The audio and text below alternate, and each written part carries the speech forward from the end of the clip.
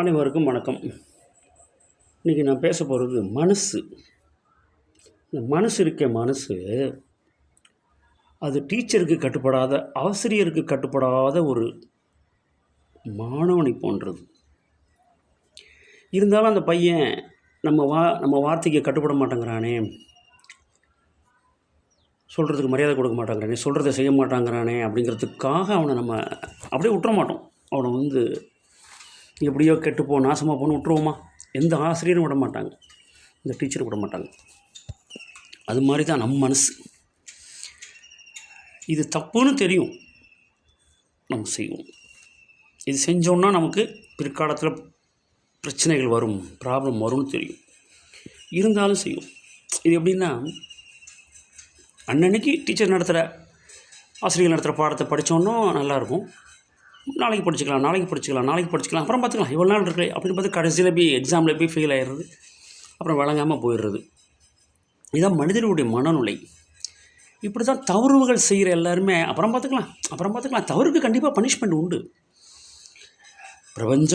பிரபஞ்சத்தை படைத்த, பிரபஞ்சத்தை கட்டியாலும் இந்த பிரபஞ்ச நாயகன் சூரியனை படைத்த, பஞ்சபூதங்களை படைத்த, நாம் வாழ்கிற பூமியை படித்து, பூமி மேலே வச்சு நடக்கிறதுக்கு காலை படைச்சி, நம்ம அனுபவிக்கிறதுக்கு அத்தனை வசதிகளையும் கொடுத்து அந்த பிரபஞ்ச கதாநாயகனாகிய அந்த இயற்கை இருக்கு, அவ்வளோ லேசில் விட்டுருமா?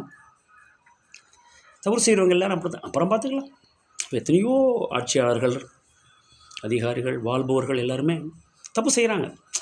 இப்போ உடனே எனக்கு கிடைக்குது, வாழ்க்கை ஜாலியாக போகுது, எல்லா வசதி வாய்ப்புகளும் கிடைக்குது. என்ன ஆகிடும்?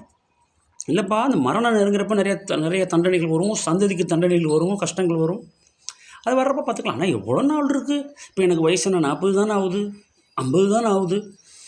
அது வரணும், எனக்கு உடனே வராது. ஏன் 50லேயும் மனிதர்கள் இறப்பது இல்லையா? 40லேயும் இறப்பது இல்லையா? இயற்கை முடிவு பண்ணிடுச்சுன்னா தண்டனை உடனே கொடுத்துரும். அதனால் நம் மனசில் சான்றோர்கள், நல்லவர்கள் சொன்ன சில விஷயங்களை நம்ம என்றைக்குமே ஃபாலோ பண்ணணும்.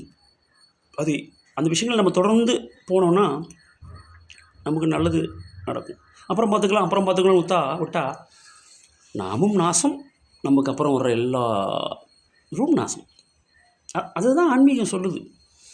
நல்லது சொல்லுங்கப்பா, நல்லது செய்யுங்கப்பா, உங்கள் மனசாட்சிக்கு எதிராக அடுத்தவர்களை அழிக்கக்கூடிய விஷயங்களை செய்யாதீங்க. ஒரு சமூக கூட்டம், அந்த கூட்டத்துக்கு ஒரு தலைவனாக இருக்கிறது, அவர்களையும் இவர்கள் செய்கிற தவறுகளால் அவர்கள் நிறைய பாதிக்கப்படுறாங்க. ஒரு நாடாக இருக்கட்டும், ஒரு மாநிலமாக இருக்கட்டும். அதனால் தலைமை பதவியில் உள்ளவர்கள் அவங்களுடைய தலையாய வேலை என்னென்னா, பிறரை பாதிக்கும் வேலைகளை செய்யக்கூடாது. ஆனால் இன்றைக்கி அப்படி இல்லையே. தன் சுயநலத்திற்காக எந்த தலைமையாகட்டும்,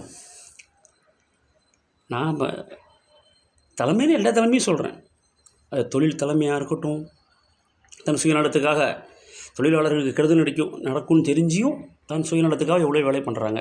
அரசியல் தலைமைகளும் அப்படி தான். அனைத்து தலைமையும் இதற்காக இந்த உலகம் படைக்கப்படவில்லை. மழை பெய்யுதுன்னா மழை தானே பெய்யுது, மழை பெய்யாமல் போகுது, நெருப்பு மழையாக பெய்யுறது இல்லையே. அதுதான் பூகமாக தான், அதுதான் எரிமலை விழித்து மழையாக போய் இப்போ வருதோ. அதர்மத்தை விடுங்க, அநியாயங்களை விடுங்க. எதையுமே கொண்டு போக முடியாது, எல்லாருக்குமே தெரிஞ்சு ஏன்? அதாவது செல்வம் இருந்தால் மட்டுமே போதுங்கிற மனப்பான்மை முதல்ல விடுங்க. செல்வம் வேணும், அதை தாண்டி புண்ணியங்கள் வேணும். எல்லா உயிர்களும் வாழணும், சக மனிதர்களும் நல்லா வாழணும் அப்படிங்கிற சிந்தனையை வளர்த்துக்கிட்டு இருக்கிறது தான் ஆன்மீக பயணம். ஏன்னா உடல் இயங்குவதற்கு மூளை தேவை, தலையாய உறுப்புகள் தேவை. ஆனால் அதையும் தாண்டி ஒன்று இயக்கிக்கிட்டு இருக்கு நம்ம உடம்புக்குள்ளேயே.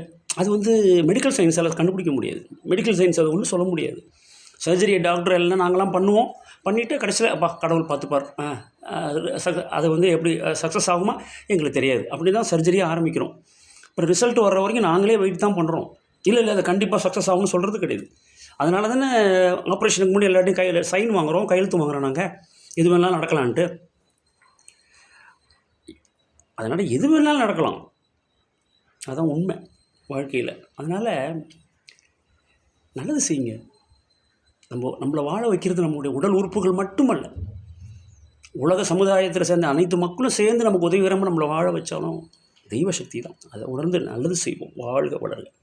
அடுத்த வழியை சந்திப்போம்.